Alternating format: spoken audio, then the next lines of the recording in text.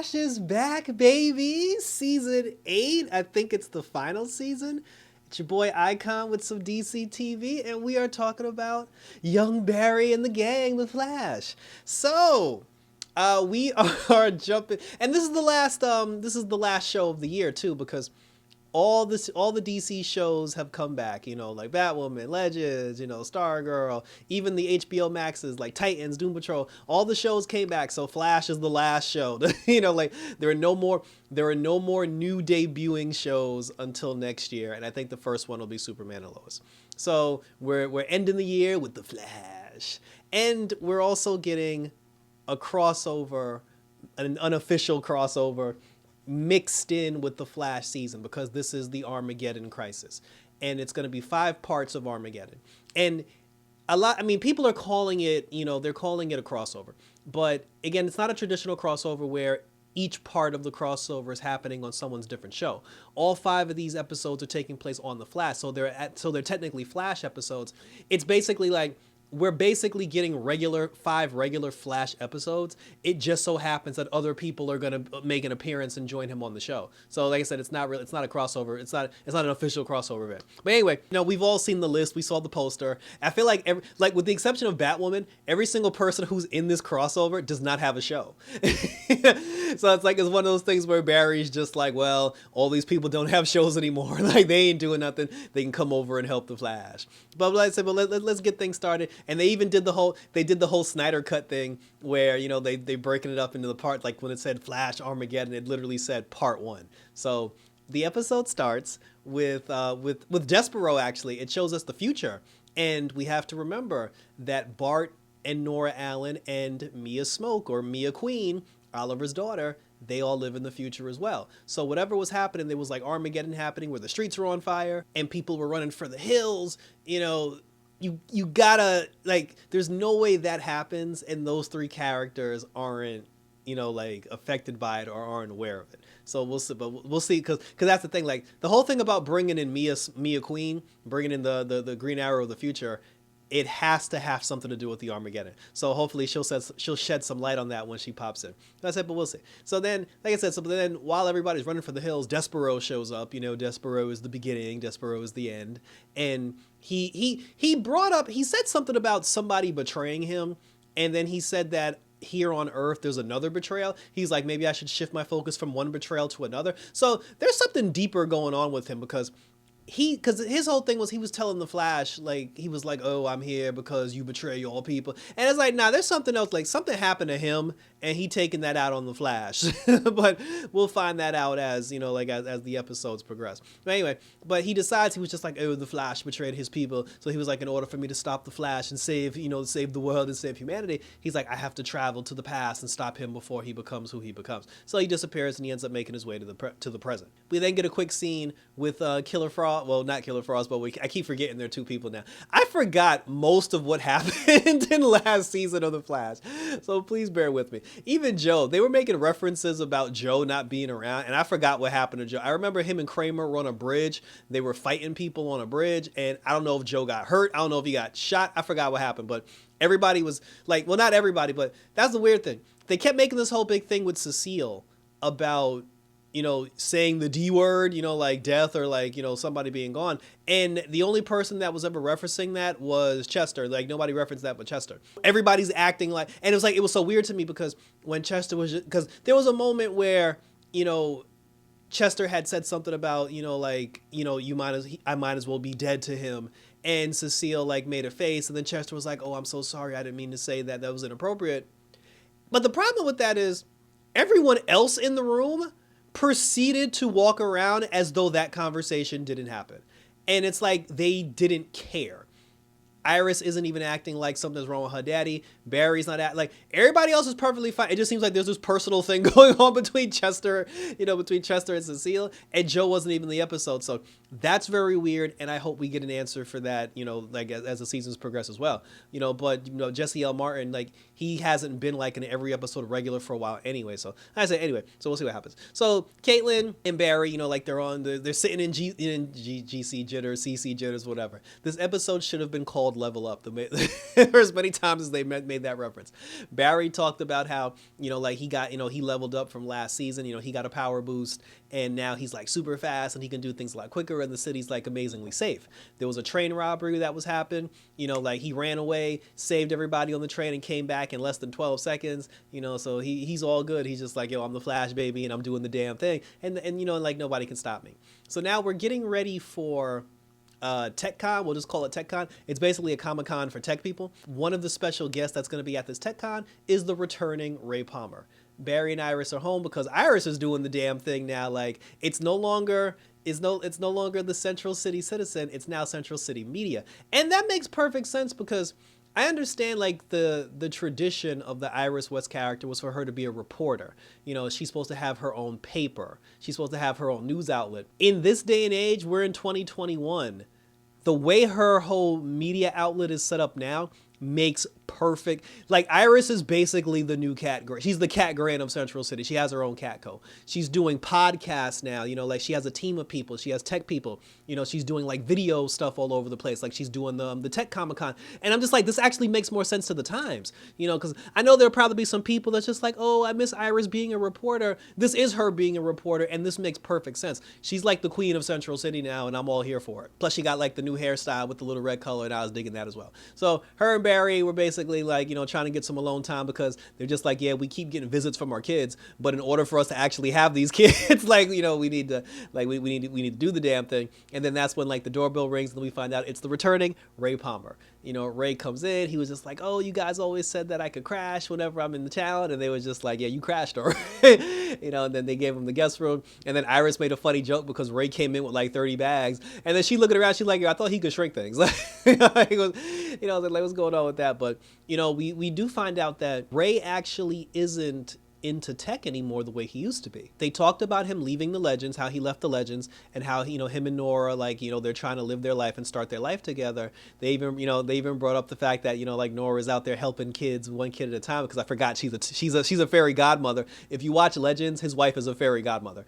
But it's weird because she's also from the future. She's the future she like, remember Damien Dark from Legends of Tomorrow and Arrow? She's Damien Dark's daughter, all grown up from the future. So it's weird because for Nora and Ray to be in 2021, Nora is actually somewhere in a nut house. She's probably like 17, 18 years old and somewhere like in a crazy house somewhere, because eventually she gets broken out by by her dad or whatever. So it's just weird because like she's from the future and there's two of them here at the same time. And then Chester shows up, Chester P in the house. Chester's back. The tech guy is back, and he decides like, he signed up to be the liaison for the TechCon. He's going to take him around, make sure he gets to all his meetings on time, because eventually he's going to do an interview with Iris at the TechCon. But Chester had set him up to where he had brought in some young tech geniuses that had ideas they wanted to pitch to him. And then Ray kind of like turned him down because he was like, bro, like, I'm not trying to do the tech thing anymore. He even told Barry and Iris, he was just like, listen, he said, I'm focused on my family and I don't want to start a tech company. He said, I do want to dabble in science. I do want to work on science, but I don't want to start a company. I don't want to like do the stuff that I did before. And then Chester felt bad, and, because he felt like, because Chester kind of felt like he imposed on his life, and he said, he kind of felt like he didn't take his life into consideration. And then, Chester was just like, well, he was like, I'll leave you to it. He said, I'll just leave you be, so you can, be alone with your thoughts and do what you got to do. And then he told all the people to leave, and then, which was messed up. I mean, like, if I was Ray, Ray could have at least heard their ideas, but, and then he resigned as being like his liaison, because he was like, look, I don't want to impose like on your new life choices. Allegra, she's back. She's working with Team Citizen, because now they no longer just have that one little office. They own like the damn building. Like, they own the entire building. And they said Sue Dearborn from last season, she bought the building and she's now the landlord, which is why Iris runs the entire building now. No mention of Ralph. But she, Iris had promoted Allegra, who also leveled up in last season. She promoted her to being the editor of like the stories, because they have 3 new reporters now. And Iris basically, like, Iris on TV now, like, she fabulous, doing podcasts, doing interviews, doing TV, so she ain't got time to be reading no stories. So she put Allegra in charge of of being like the editor for the reporter stories, because the thing with Allegra is she's been down with Iris pretty much since the beginning. She's gone through hell with them. She's fought with Team Flash. She's been through battles with Team Flash.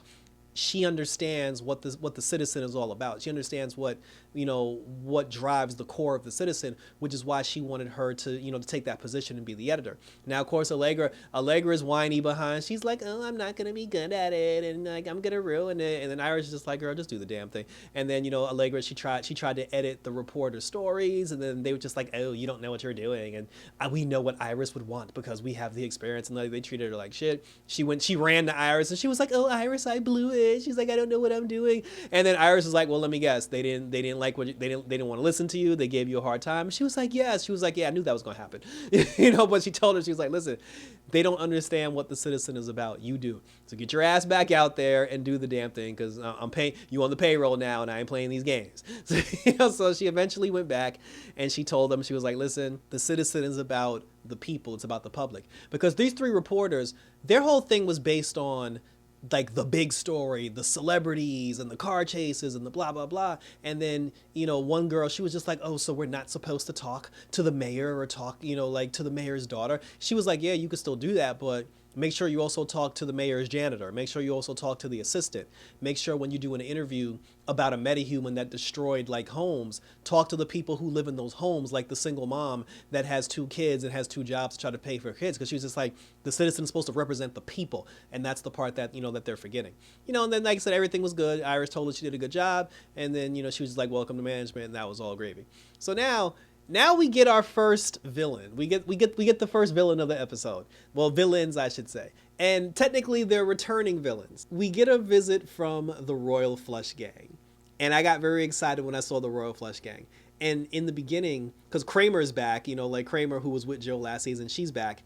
And she did an interview with Iris as well, talking about how she got rid of the metahuman task force. Mostly now because she's a metahuman and she understands the struggle.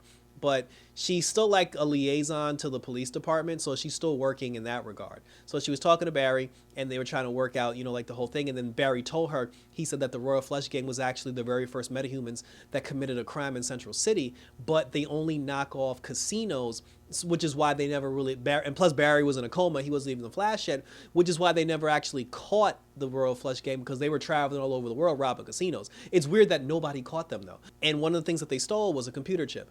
And then the Royal Flush Gang, they broke into Iron Heights and they kidnapped a prisoner, like out of Iron Heights. So now Team Flash, they're trying to figure out, what's their deal, because they were just like, usually they just knock off casinos and banks and stuff. Now all of a sudden they're raiding tech companies and like they're kidnapping like tech geniuses. They were just like, what's going on with them? Like, why did they change their MO? Team Flash does what Team Flash does. They end up finding the Royal Flush Gang. They kidnapped the tech guy from Iron Heights, because the Royal Flush Gang's whole thing was, they didn't change their MO. They're still knocking off casinos. But what they're doing now is, again, because of the way the world is now, they're not just going for cash, they're going for cryptocurrency. So they got the tech nerd to basically, it's like, why go into a casino and stick everybody up and put all the money in a bag and put the bag in an armored car and try to escape the Flash or any metahuman or the police, whatever, when you can just have a tech guy sit in a chair, do a couple of things on the computer, steal the money electronically, and take all that Bitcoin and put it in your own bank account. This way you don't even gotta do nothing. And I was just like, well, that makes perfect sense. Like, based on where the times are going, that actually makes perfect sense. So then, but because they are using computers, they're easy to track. So Team Flash finds them. The Flash goes down there to stop him, and this was actually very cool, because one of the members of the Royal Flush Gang, she was able to read minds. There was a 10, a king, a queen, and a jack, but there was no ace. And I feel like the Royal Flush Gang is going to come back at some point during the season, and when they come back, they're going to have an ace, like some really big dude, that just like kicking everybody's ass. But but the queen, she had the ability to read people's minds, and she was telling the Flash, she was like, oh, I know what moves you're going to make before you make them. And then he was like, all right, cool. He ended up going into Flash time. And when he went into Flash time, it was like, because again, the girl said she could read his mind, so she knows exactly what he's going to do. But because he's in Flash time, he's now thinking at super speed. He can change his thoughts quicker than she can read them. And the whole Royal Flush Gang was just stuck in Flash time. He just walked over, turned one to the side, pointed one in someone else's direction, and then when he came out of flash time, they knocked each other out. He put the meta cups on him, and I was just like, part of me was just like, you made this whole big deal out of the Royal Flush Gang, and you literally beat them in less than 5 seconds. But then another part of me was like, yo, that was some dope ass shit. So like, just because he's so powerful now, it's just like, yo, this is light work now. So I guess that makes sense. And so they slapped the meta cups on him, and and they locked up the Royal Flush Gang. Thanks for coming, say la vie. So now the Royal Flush Gang is back. So now we're at TechCon now. Like Iris is doing her interview with Ray, and then after she finished the interview with Ray, then Desparo showed up, asking for the Flash because he's going to kill everybody. So they get everybody out of the building. The Flash shows up, and then him and Desparo, they start fighting. He throws electricity at him, it doesn't work, and then that's when Ray decides, he was just like, you know what? He's like, it's time for me to get my ass up and get my ass back out there. And plus, he was thinking about a lot of the stuff that Chester tried to do for him, and then he kind of had second thoughts. So Barry's outside getting his brains beat in, and then Ray shows up in the Atom suit, still looks good in the Atom suit. The two of them come together, they end up fighting Desparo together, but Desparo, Desparo took all their best shots. He ended up growing to the Desparo that we recognize from the comics and from cartoons. Like, he was like 7'12", but he still had the third eye, and the third eye never got mentioned. Like, the third eye never got talked about, so it's like that. Hopefully that'll be something later, because I always felt that the third eye was a thing, but apparently it's not a thing so far in this regard. So Barry's down for the count, and then while Barry's down for the count, Despero's belt, because he had like this weird belt on, his belt started acting up. Like, Ray jumped out of the belt, and then Despero got blasted into like God knows where, because Ray said that he shrunk himself. He went into the belt, and then he used the belt, to like send him to hit a random setting and send this guy to a different place. So that's how they got rid of him. But they know that he'll be back at some point because they didn't kill him. Ray had spoken earlier about how that was the first time he had put the Atom suit on in a long time. And as soon as he said that, I was like, okay, so if Ray is juggling with the idea of no longer being the Atom, this is where Ryan Choi comes in at. It's Ryan Choi's time to shine, and it's time to pass that suit on. And I'm like, can we finally get the damn belt? That's all I was saying. If Ray is about to retire being the Atom, for the love of God, can you give Ryan Choi the belt so we could stop wearing that big ass clunky suit? This whole season about the Flash apparently is about leveling up and about new tech and about stepping into the future. Give the boy the goddamn the belt. So as I said, we'll see how that happens. Ray had asked Barry, he was like, yo, do you want me to stick around and help you with Desparo? For some reason, Barry said no. And then Ray was just like, all right, but if you need me, I'm a phone call away. I'm about to go holler at my wife. And then, Barry told him, he was like, listen, he's like, I know you're done with the tech thing, but if there's something out there that you want, build it because you're Ray Palmer. And then Ray said that he's also, to honor Chester and Chester's dad, he said he's going to start a foundation in Chester's dad's name that funds the research for young up-and-coming talent, so his friends actually still get a chance to do something. They don't get to pitch to Ray Palmer, but thanks to Ray Palmer, they actually get money to produce their own products and everything. Because Ray's whole thing was, just because I'm not doing the tech thing anymore doesn't mean that they can't do it, and that was nice to see. And then then he walked off and he dipped. Ray also told Barry before he left, he was just like, if you want Despero, because Despero had the talk with Barry. Despero told Barry, he was like, oh, you destroy the world and you turn evil, you turn your back on the people, and that's why your planet goes into Armageddon. And then Barry was just like, I'm not that type of person. And then Ray told him, he was just like, well, if Despero thinks you're that type of person, show him the person that you really are. Like, let him see for himself. So then when Despero came back, him and Barry had a one-on-one conversation, and then Barry told him, he said, whatever you saw about me in the future, he was like, you're wrong. He's like, it's not true. Like, that's not who I am. And he said that I want to show you, who I really am. And then Despero said, you have 7 days, Flash, to show me your truth. Otherwise, your city or you will burn or whatever. So that's the whole thing. That I don't know how he gonna show him that, because he even let Despero read his mind. And then, then it's like Barry took his mask off. And then I was on Twitter. I was on Twitter while the episode was airing live, and people were on Twitter like, people were mad because they were like, Barry took his mask off again. Why does Barry keep taking his mask off? He's telling everybody his secret identity. First of all, Despero is an alien from God knows what planet, so he doesn't care about Barry Allen's secret identity. Second of all, before he took the mask off, Barry told him to read his mind. So I'm pretty sure if Despero read his mind, he already knows his secret identity because he read his mind. So people getting up in arms over that, like that's irrelevant. Like that doesn't even make sense. And then but he was just like he was like but like I said, he took the mask off and he told him he was just like I'm trustworthy and I'll prove it. And then that's how that's how the episode ended. So now, for whatever reason, Barry has 7 days, four more episodes to prove to Despero that he's a good human being. Obviously, that's not going to happen.